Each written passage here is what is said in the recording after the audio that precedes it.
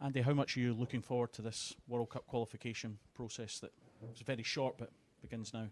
Yeah, I think when a campaign starts, there's always excitement as to what lies ahead. This one's no different. We've done really well in the Euro campaigns. I think our last World Cup campaign was a really good one in terms of the group stages. Obviously, the playoffs then became a disappointment, but I think when we look back on our last 3 campaigns in terms of qualifying, they've been, really good. So we have to try and take that into these ones. Like you said, it's quite a short one that it's mad to think it'll be over in November. And there's only 6 games and it's a competitive group, and we know getting off to a good start's crucial, and hopefully we can do that, and then it stands us in good stead for the next 2 international breaks. Given that, then, would it be fair to say there's not a lot of margin for error? Yeah, I think all the teams in the group will be probably saying similar. I think obviously there's only 6 games. Like you said, there's not much margin for error. It's going to be over dead quick, and so it's up to us to try and capitalise on that, to try and get the results that we need. Nobody knows how many points you'll need, how many wins, how many draws, whatever else, but all we can do is try and compete in every single game, pick up the points that we believe we need, and if we do that, then hopefully it's enough come November or come March if we get a playoff. Last time we played here, you were playing in an unusual position given the COVID situation, but what was it going to take tomorrow for Scotland to get a positive result? Yeah, I think we need to get back to what we're good at. I think obviously March was a bit of a difficult one because we had one really good result and one result that was hugely disappointing at home, and then obviously in the summer, the home game was really disappointing.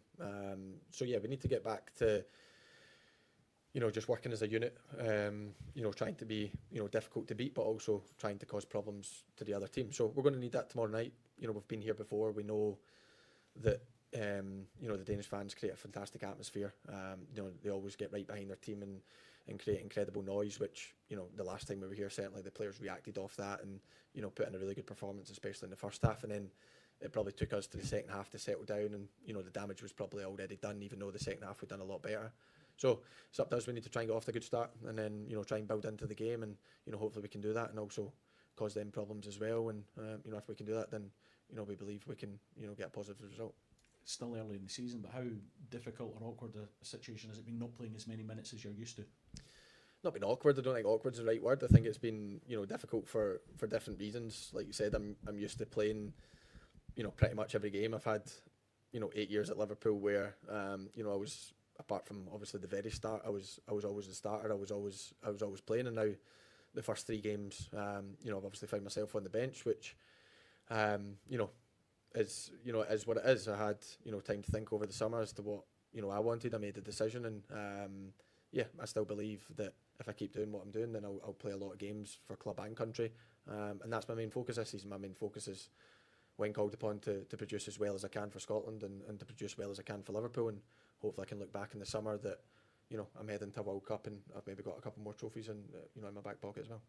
What were those thoughts over the summer like? Was it tough? Was it difficult? What was it like over the summer to discuss something like that? Yeah, it was difficult. It was the first summer ever that I've probably had to think about my future. It's always been nailed on as to where I'm going to be and what my position looks like. So for the first time, I probably had to consider different things, and I did that with my family, and ultimately we came to the conclusion that our hearts were still at Liverpool, and it was a decision to stay, and we committed to that, and it's one that I don't regret. It's one I'm happy about. And in pre-season, in the close season, I've worked probably harder than I ever worked. In the pre-season, I've came back in really good shape, felt strong, felt really good in pre-season. I think I showed that in training and games, and obviously the start of the season is always a bit difficult. I think there's only a game week to week. Obviously we've got off to a really good start, but we're 3 out of 3. So from a manager's perspective, there's not much reason to change anyone's position really. And I think when we get back, we have pretty much 3 games every week from the Saturday or the Sunday we get back until the next international break. So I'm sure there will be a bit more rotation. Whether it happens in my position, that's yet to be seen. None of us can look in the future, but I believe I've done everything I can to be in the manager's thoughts, and that's all I can do. Just on this group, how do you assess it? I think there's that general feeling of Greece, Denmark and Scotland, they're all going to be tight and taking points off each other. Do you share that sort of idea that it's going to go right down to the wire? Yeah, I think every pot it's a really difficult team. I think even Pot 4 Belarus, it's not going to be an easy game. It's, you know, they're a difficult team to play against, and we've obviously played against Greece recently, which we know how difficult they are. We know they're a kind of up and coming team that have got, you know, good talent, young talent as well. And you know, Denmark, I think over the last, you know, good few years have shown, you know, how to consistently be a kind of pot 1 team of qualifying for every tournament and competing in every tournament as well. And you know, they've had a fantastic run at it, and you know, they're a really good nation, a really good team to look at, and it's going to be difficult. But we also believe on our day that we can be difficult to play against. I think we've shown that over, you know, the last few years, and you know, if we do that, then like we said, we believe that we grow confident in games and in campaigns, and if we can do that, then you know, hopefully we can achieve what we want to achieve. And you talk about the noise throughout the summer, but you obviously lost one of your teammates in the summer as well, the emotion of that. Does that kind of put things into perspective of what's really important in life? Yeah, you know, the most difficult thing we'll ever go through. Such a surprise, such a shock, devastating for his family first and foremost, but obviously devastating for us as a group of lads. And yeah, you know, obviously football, you know, I don't think anyone could care less about football when things like that happen. It puts life into perspective as to what's important.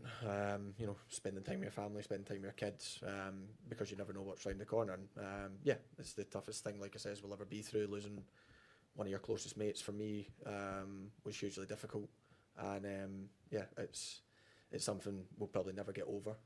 But it's just something that we have to carry with us. We have to carry the memories we've got with him with us, and as long as we continue to do that, then he'll always be in our thoughts. He'll always be in our hearts, and yeah, that's all we can do.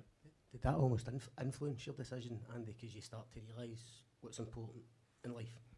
It didn't influence my decision. The decision was already made before. The decision was already made before, obviously, the tragedy. But I knew then, in that moment, I knew that the club needed me in that moment as well. I know I'm one of the leaders in the team. I've obviously been made vice captain now, and you know, it's going to take a lot this season. I know football was irrelevant, but we take football out of it. Even as lads in the change room, we're all going to need help during the season. We've already had difficult moments in terms of first time in front of fans. You know, having to go to your teammate's funeral, which is absolutely madness to even say, and everything else that followed after it. So, you know, I know the leaders in that change room have got a big job to do this season in terms of trying to help everyone as a club, and you know, even Diogo's family through this, you know, massively difficult moment. And it won't get easier, but you know, maybe we can numb the pain a little bit as time goes on, and it's up to us leaders to try and guide us through that. You've obviously had a stellar career, won just about everything. How much would getting to a World Cup as Scotland captain feel like you just kind of topped everything off? Yeah, you know, obviously I'm 31 now. I'm not getting any younger. You know, you don't know where your career's going to go, so I'm looking at this one. You know, hopefully it's not my last, but potentially, you know, obviously the next World Cup campaign I'll be 36. I've got no doubt that all of you have written me off by that point, and probably other people will have written me off as well. But no, like, obviously I've been through World Cup campaigns already, and I've came close, and I've not quite managed it. And if I look back on my career, I've achieved a hell of a lot of stuff that I'm really proud of. But you know, it's one thing that's clearly missing, and it would be amazing to do that. Obviously, I'm in an era that, you know, I remember the 1998 World Cup briefly. I was only four and a bit, and you know, that was obviously the last time we were there. And it's something that we want to provide for the Tartan Army. We want to provide for ourselves. We want to be involved in it because it's the pinnacle of your career, and you know, we've obviously got another chance to now do that. And you know, if we can do it, then you know, there won't be anyone more prouder and more excited for a World Cup than me.